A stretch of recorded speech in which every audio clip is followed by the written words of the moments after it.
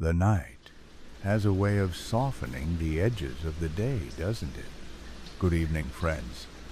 I'm Mr. Narratory, and I'll be your voice tonight as we drift gently towards sleep. If these stories help you relax or fall asleep a little easier, consider liking and subscribing. It really means a lot. Tell me in the comments, what time is it for you right now? And do you have any little bedtime rituals? Now, settle in, get comfortable, close your eyes if you'd like, because it's time for tonight's story. We weren't planning to travel this summer. Lana and I were both burned out from work and wanted to spend the holiday just doing nothing. But then she got a message from a colleague who offered us his family's seaside apartment for the weekend, free of charge. It was in a small village I had never heard of. Kriviporet, tucked somewhere between the cliffs and the forest along the Adriatic coast. I tried looking it up. There was a website from 2008 and a handful of grainy photos, but no reviews, no travel blogs, no mentions on maps. It didn't even show up properly on GPS. But Lana said it sounded peaceful, private, romantic, off the grid. The drive took almost 5 hours, and as we got closer, cell signal dropped away completely. The last part of the trip was a winding road through thick pine forest. Then suddenly the trees opened up and we saw the sea stretching wide and, silent beneath a golden sky, Kriviporet sat like a secret above the cliffs. Just a few narrow streets and stone houses. I think I counted maybe 20 rooftops from the car window.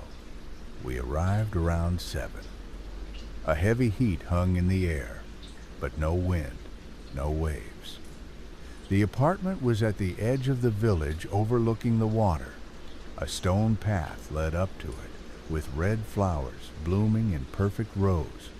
We didn't see a single person on the street, but the windows in the houses were open, and I swear I felt eyes on us as we walked by. Inside the apartment, everything was clean and oddly new. The kitchen smelled faintly of herbs and smoke.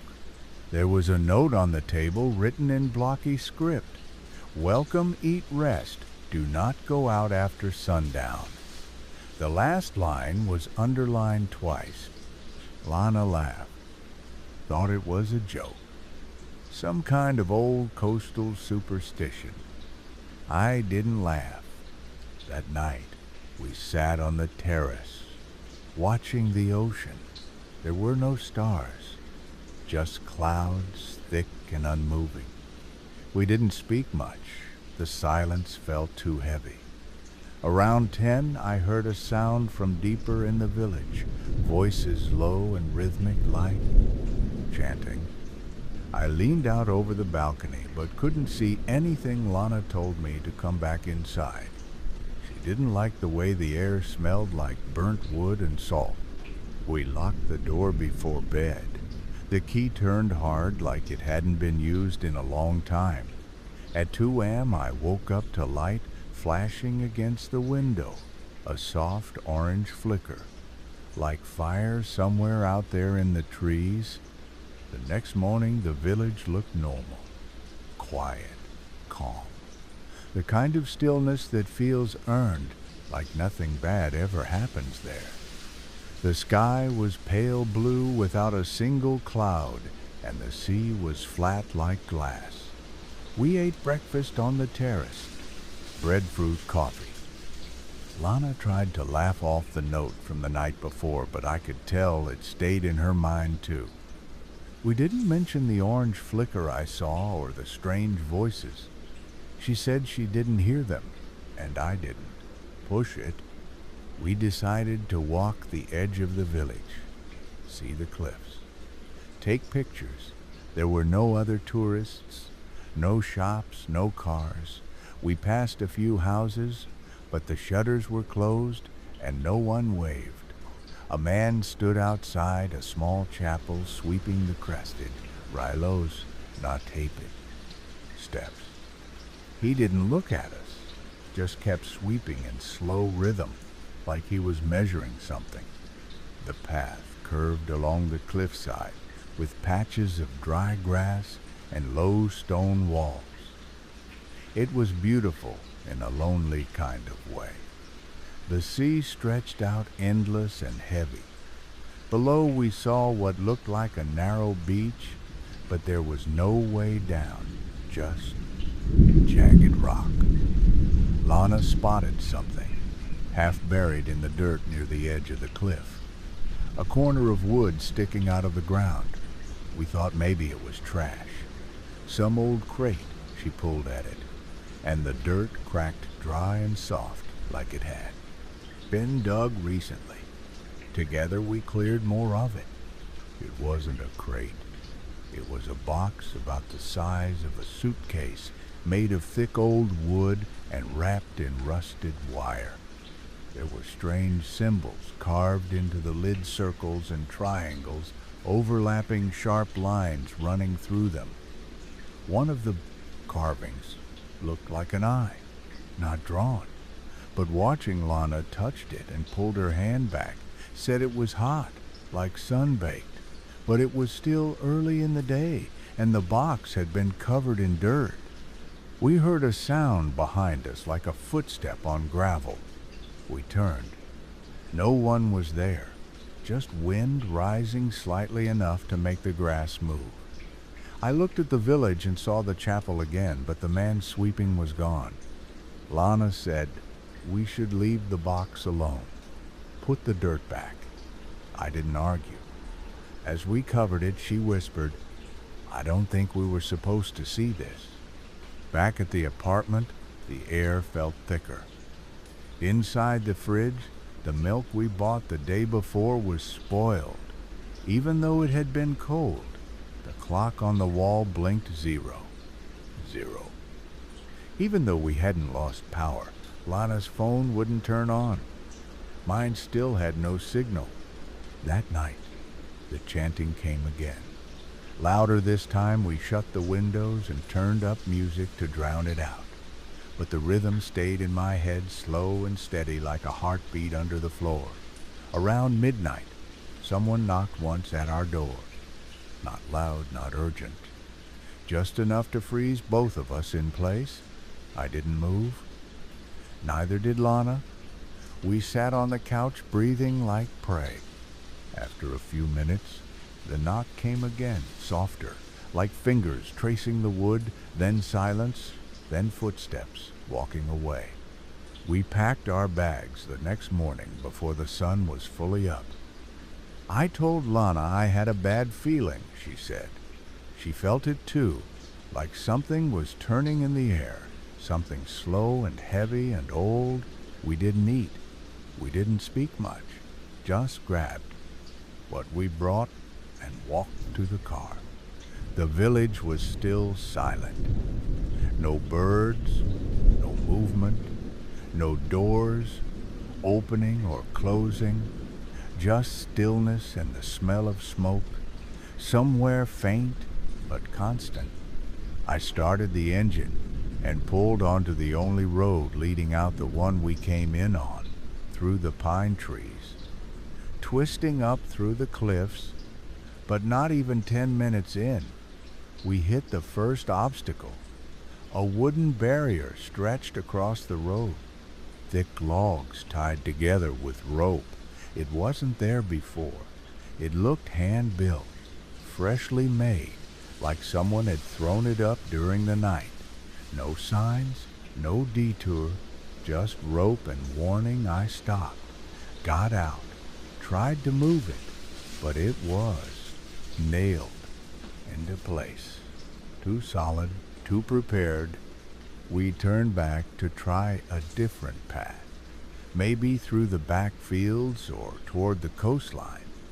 But every narrow path ended in overgrowth stone walls or makeshift fences. Nothing modern. No roads, no signs, like the village had curled in on itself overnight and left no way out.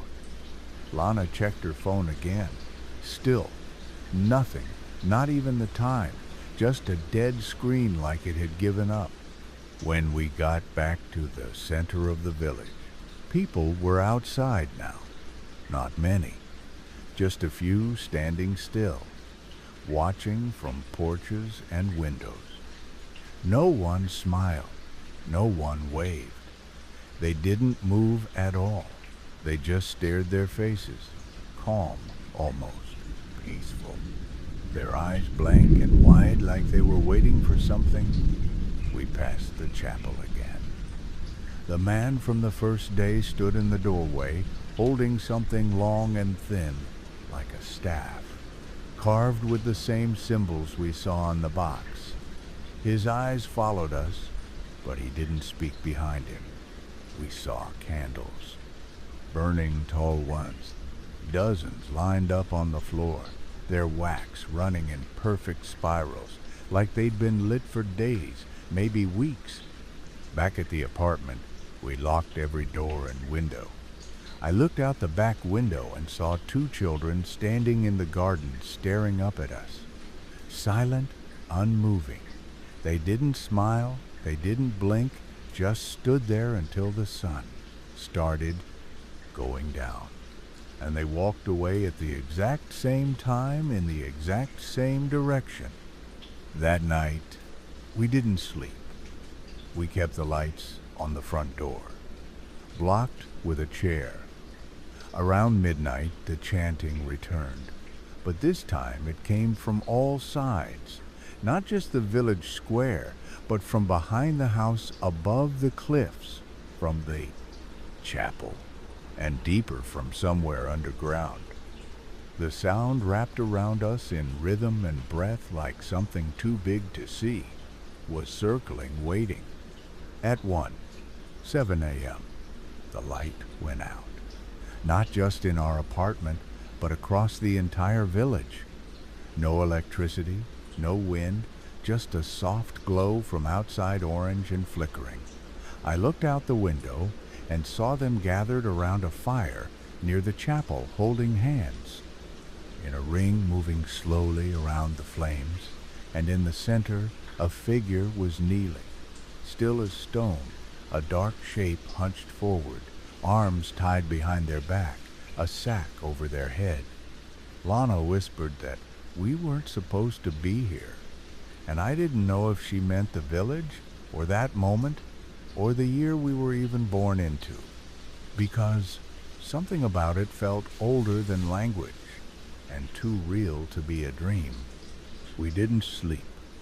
The chanting stopped just before dawn, but the silence it left behind was worse, like the air itself was waiting to hear if we were going to run or hide. The fire outside had burned down to embers, and the crowd was gone. No footsteps, no doors creaking shut, just nothing. I told Lana we had to try again, not the road this time, but through the woods down the cliff line. Maybe if we followed the coast long enough, we'd hit a marina or another village.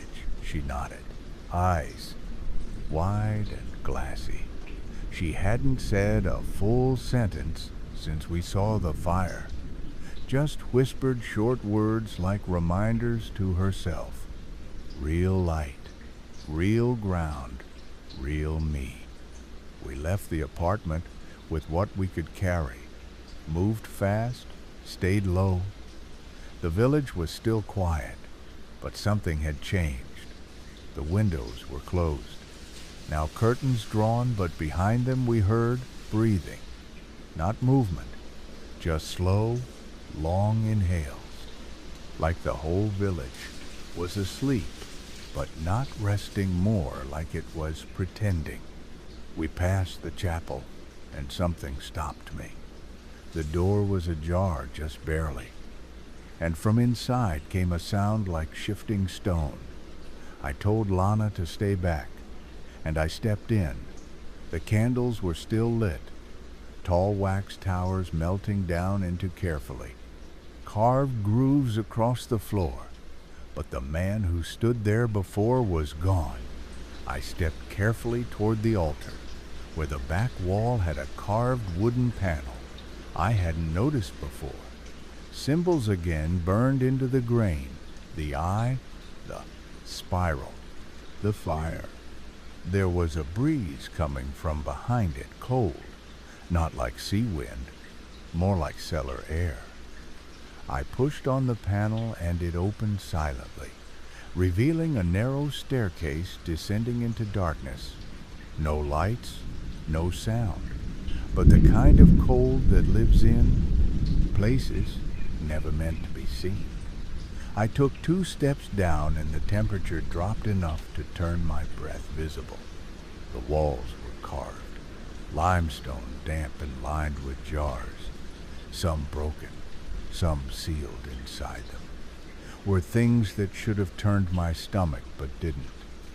Bundles of hair tied in twine teeth stitched into cloth, thin bones bent into symbols.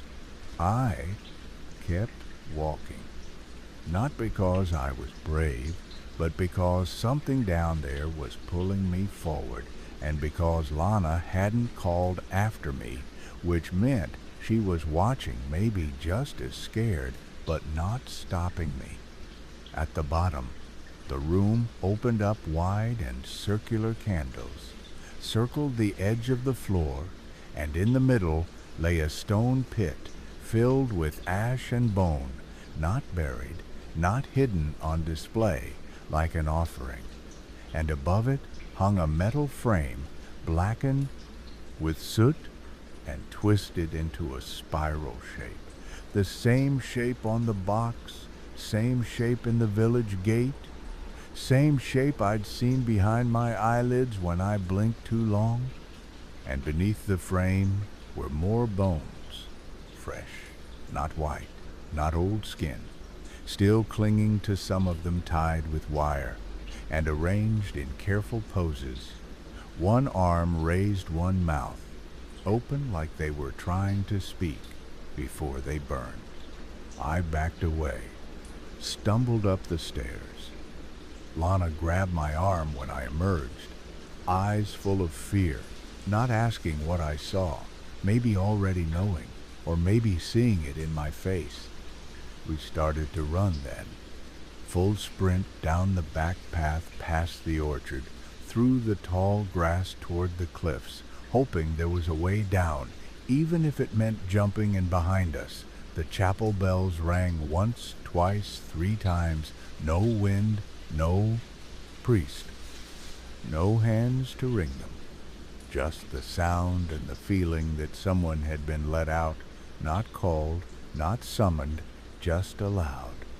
The path behind the chapel turned from grass to stone, then to sand.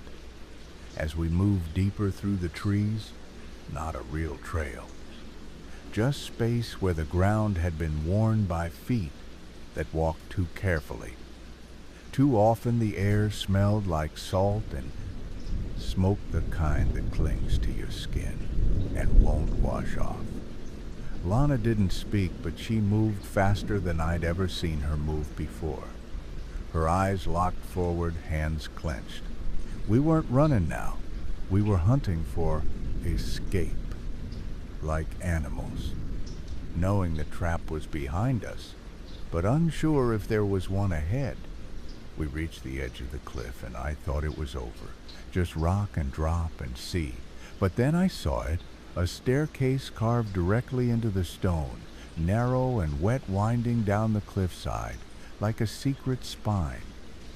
I grabbed her hand, and we started down slowly, carefully, every step, slicked with moss and sea spray, the wind louder here, carrying the sound of waves and something else. Something lower, like breath, caught between stone and surf. Halfway down, Lana stopped. She pointed below us to the small inlet where the water met the rock. There was a figure standing on the sand alone, facing the sea. Arms raised, not moving, not swaying, just perfectly still. At first, I thought it was a statue, but the way the water curled around its feet and the robe it wore rippled in the wind proved it was flesh, not stone. We crept further down each step, aching each second, stretching. The closer we got, the clearer the figure became. Not old, not young, face hidden beneath a hood, the robe of faded crimson, and around its neck a necklace of bones, human, not animal, clean and white like they'd been boiled until nothing but shape remained. We stepped onto the sand, and the figure turned to us slowly, like it had always known we were coming, and had simply waited for the right moment beneath the hood. Was no face, just shadow.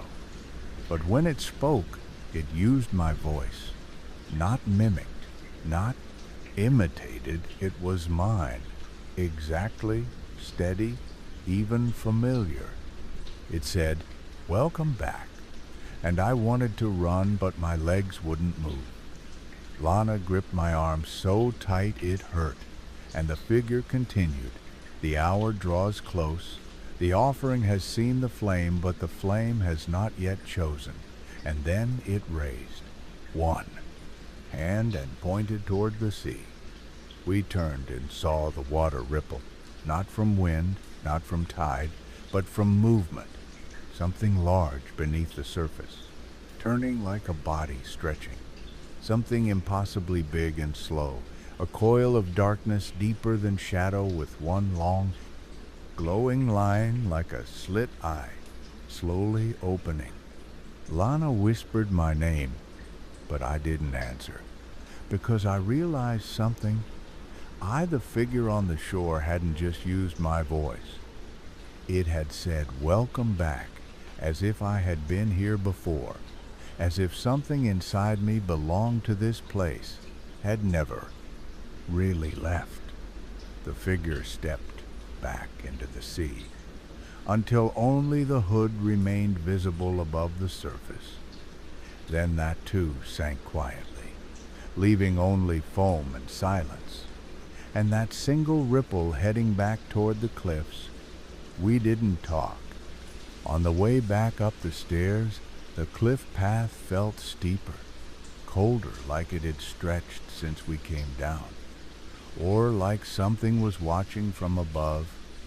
Counting our steps, we reached the top, and the sky had changed. Not darker, but heavier clouds hung low over the rooftops, and the village had gone completely silent. Again, no fire, no voices, just the quiet hum of pressure in the air. Lana was pale, her lips slightly parted like she was stuck. Mid-thought she kept touching her fingers like she was counting them, or trying to remember which ones were real. I asked if she was okay. She nodded but didn't speak. I reached for her hand, and it was cold, not like she was scared, cold like she'd been in water, too long. Back in the apartment, we closed every curtain and blocked the door. I made tea, but she didn't drink it. She stood near the window, staring through the gap in the fabric eyes, locked on something I couldn't see. I touched her shoulder, and she flinched, not like she was surprised, like she didn't recognize me for a second. Then she whispered something soft under her breath, over and over the same phrase. Not in English. I asked her what it meant. She looked at me confused, like she hadn't said anything. While she laid down, I checked the bedroom closet for anything useful. Maybe a map flashlight, even an old radio. But I found something else instead.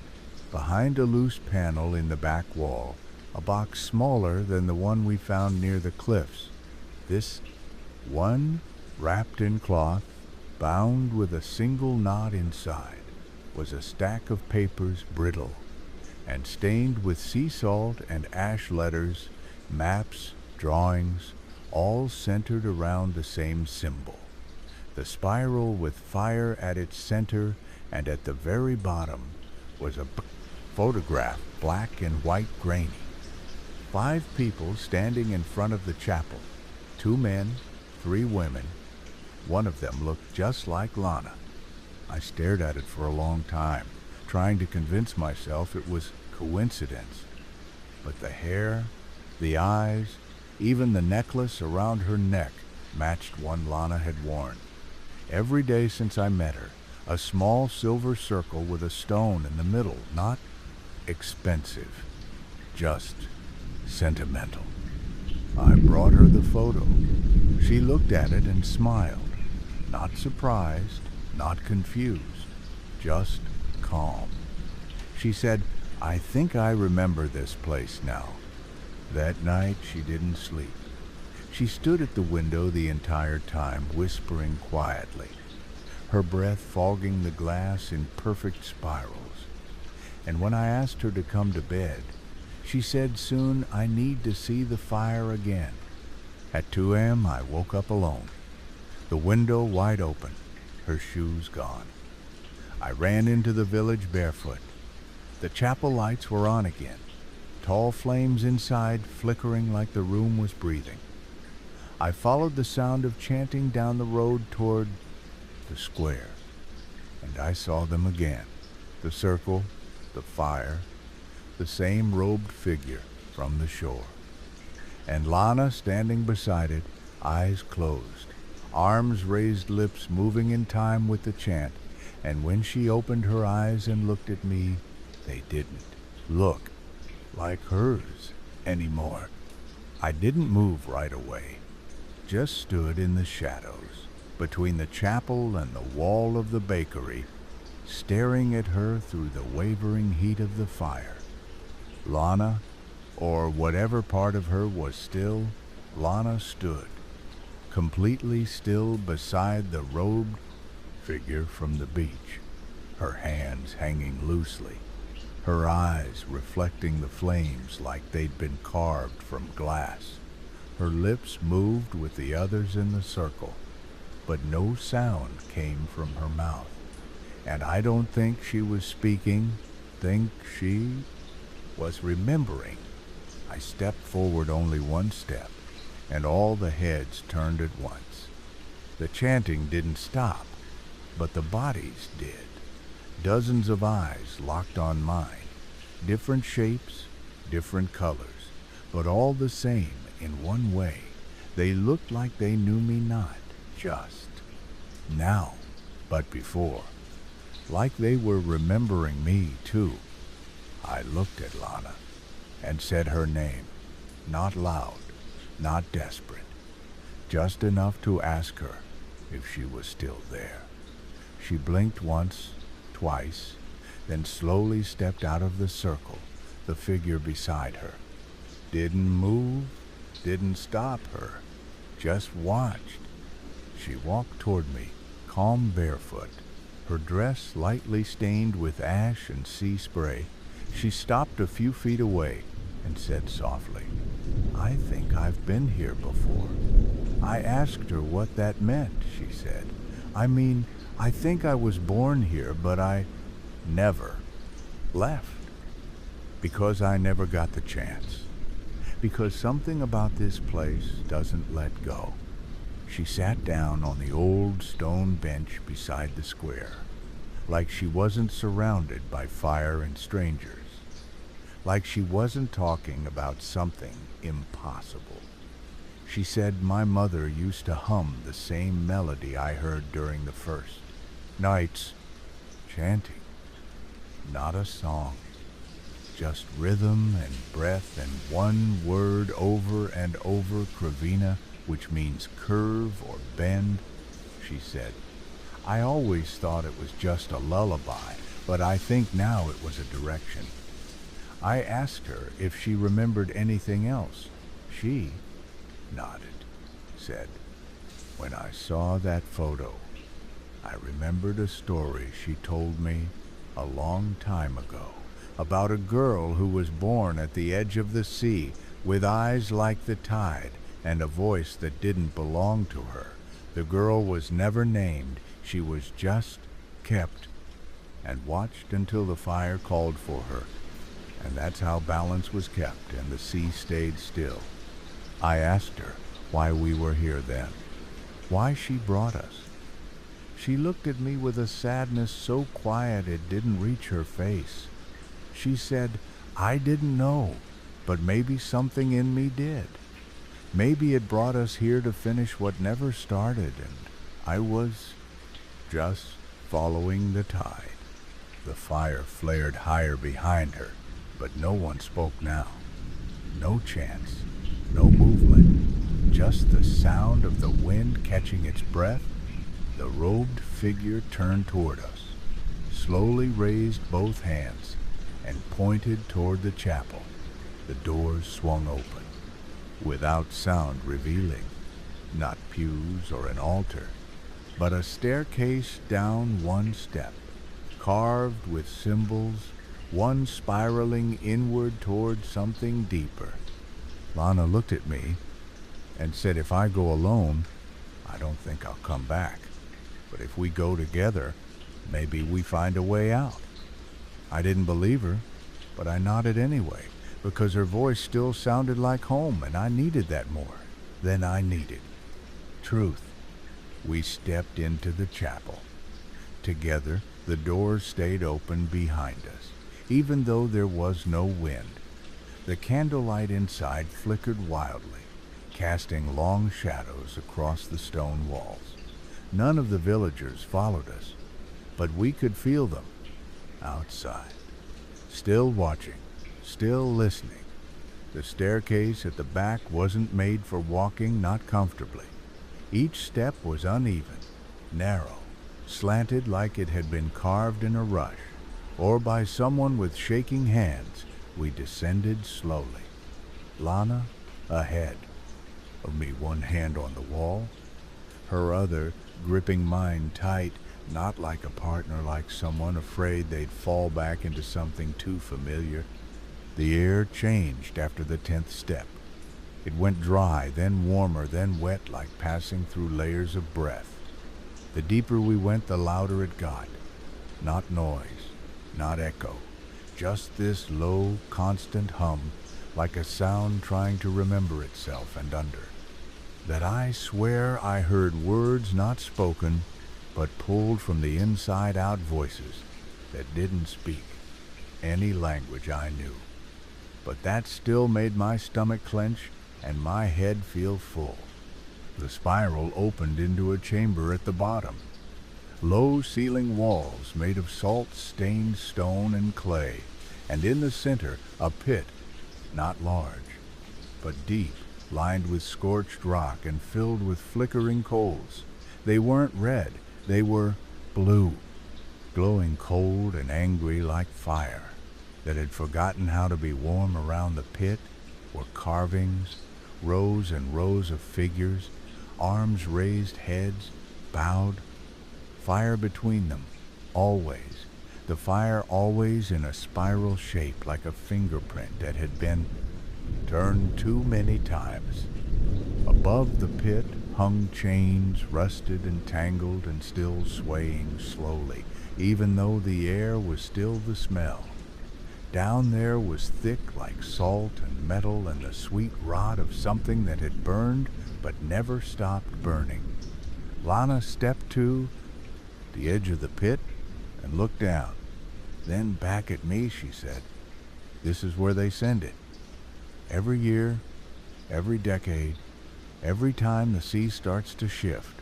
I asked what it was. She didn't answer. She just stared into the flame, her face lit blue, her eyes distant, like she was seeing more than I could. On the far wall was a stone table, and on it a book, its pages dark with age, its cover carved with a spiral symbol. I opened it carefully, every page covered in names, some written clean, others scratched out, some with dates, others with symbols, but always followed by one word, criveno, which means hidden or curved or wrong. I found my name halfway through, written small and sharp, the ink still wet. Lana's name was above mine, hers followed by a mark that looked like fire but backwards. And I knew then that we hadn't found the village by accident. It had called us, maybe through her, maybe through something older in both of us, maybe through that hour on the road when neither of us remembers the turn. Lana whispered, "It's waking." I asked what she meant. She pointed into the pit, and I saw it. Then the fire rising, not up, but outstretching into the air, thin, like tendrils, and then a shape began to rise inside the blue smoke, not human, not beast. Something twisted, burning without flame, moving without sound. It looked at us, and in my own voice, it said, "I remember. I don't remember making the decision to run. One moment I was staring into the smoke, the next I was pulling Lana back from the pit, and the shape inside it, watching us, but not moving, not chasing, just observing like it already knew what came. Next, we bolted up the stairs, the spiral steps suddenly slick like they'd been soaked in oil. Each footfall echoed louder than the last, like something was pounding behind the walls, mimicking our pace. We reached the chapel doors just as they slammed shut. Hard and fast, like breath being held, the room went dark. Candles snuffed out, and for a moment there was nothing. Just that hum beneath the floor and the taste of ash in the air. Then light came again, from outside orange strong through the stained glass in broken shapes, and we heard the bells not from the chapel but everywhere, every rooftop, every window, the sound not ringing but warning like a signal meant for something deeper than people. We shoved the doors open and ran into the square. The villagers were waiting, this time in full rows. Silent eyes, blank faces lit by flame. They didn't move, they didn't speak, but the fire in the center of the square burned taller than before. Blue, now reaching the rooftops with sparks that didn't fall but hovered. We pushed through them. None stopped us, but every face turned to follow as if some part of them was still inside. Watching through borrowed skin, I pulled Lana toward the edge of the village, toward the road that led out the same one we drove in on. But when we reached it, we saw the barrier was gone now. Not replaced, not opened, gone like it had never been there. But something worse stood in its place. A wall of flame, tall and still, not flickering, just standing like a curtain too. Solid to pass through. I felt the heat, but not on my skin, in my head, like a fever building behind my eyes. Lana pulled me back. We turned and the villagers were walking now, slow and calm, circling the square. The fire rising with each pass behind them came the robed figure, hands outstretched, head tilted toward the sky, no face, just darkness beneath. The hood, and from that hood a voice came, not mine, not Lana's, but something between us, like our voices had been blended together and thinned into something hollow. It said, "You have been chosen, not for punishment, but for balance. You will become what was lost, and return what was taken." I screamed no, not out of defiance, but fear that I had heard it before, somewhere in the part of me that still remembered the sound of those words, even if I didn't know the meaning. Lana gripped my hand tighter, whispered something soft. I think it's too late. And I saw it then. Her eyes, not afraid, but resigned to the fire reflecting inside them in the shape of the same spiral we found in the dirt, in the pit, in the sea. We turned and ran again, this time toward the cliffs. The stairs, still there, the ocean below wild, now dark with waves slamming the rocks, but at least real, at least moving. The wind hit us hard as we reached the edge, and I looked back just once to see the figure at the top of the stairs watching unmoving. And behind it the village burning, not in destruction but in something worse, in ritual. The wind at the cliff's edge was stronger than I'd felt. All week, wild and cold and alive, the kind of wind that tries to push you in, not warn you off. I held Lana's hand tight, but she didn't look afraid. She looked tired. The sky above the sea was lit in blue and red. Now not like sunrise, not like anything natural. The flames from the village had risen higher, reaching the clouds like smoke signals meant for something above and below the waves, crashed like fists, and somewhere out, there in the dark, I saw that ripple again. Something massive. Something watching. Lana turned to me, her hair whipping across her face. Her lips cracked from heat and salt, and said, "If we jump, we forget all of it. Everything that happened, everything we saw, maybe even each other, it won't follow us out there. It only lives in what we carry." I asked how she knew. She said, "I don't. I just feel it. And that's all we ever do here. Feel things and let them control us like tides." Behind us, the sound of footsteps, soft on the stone. They weren't running. They didn't have to. The figure from the chapel was coming, and it wasn't alone.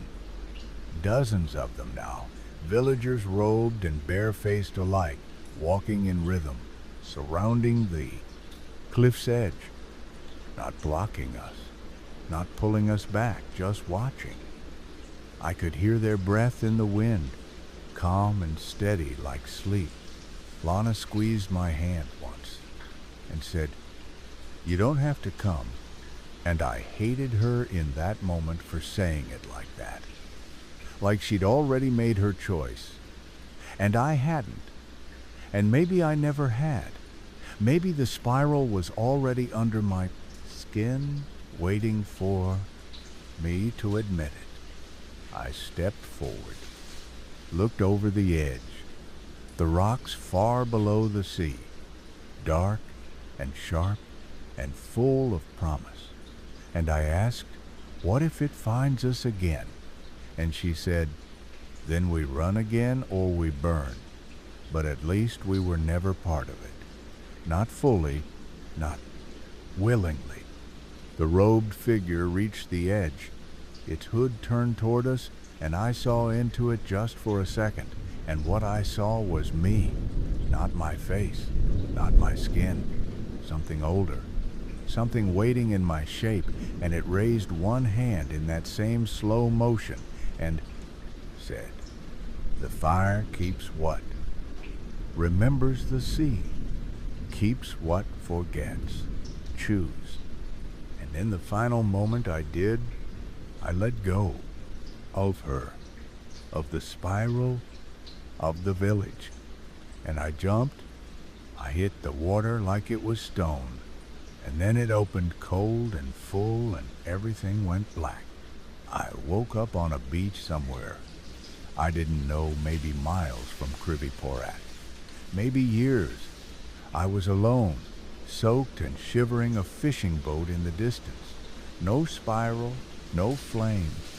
But in the back of my mind, sometimes when the tide pulls just right, I see her standing on the cliff, still watching, still remembering, and sometimes I think I never jumped at all, and I've just been burning slowly ever since.